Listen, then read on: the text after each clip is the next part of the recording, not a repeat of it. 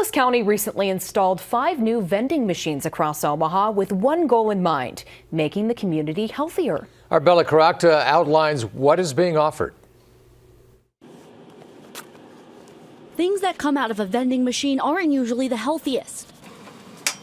But in this case, these are things that are going to save people's lives. The Douglas County Health Department installed 5 of these vending machines. In them, STI test kits, COVID test kits, condoms, lube, pregnancy tests, tampons, pads in there, wound care kits, and some fentanyl test strip.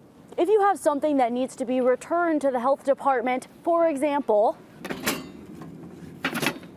like an STI test kit, you would return it here and the health department will get it the next day. Just one more avenue that we can meet people where they're at.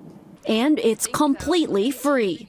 You can find one at the health department, the bar called American Dream, the Nebraska Urban Indian Health Coalition, the Charles B. Washington Library, and the Sienna Francis House Emergency Shelter.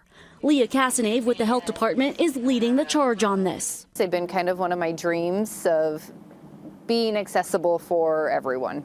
4 are outside, the 5th is waiting for an electricity hookup.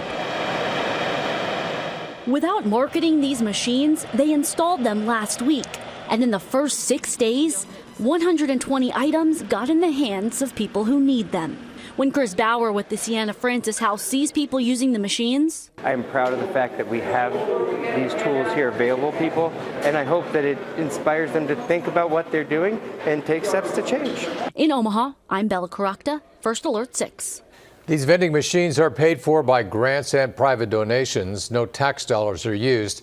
And there may be enough money to cover 5 years. After that, the health department says they'll be looking for funding to keep it going.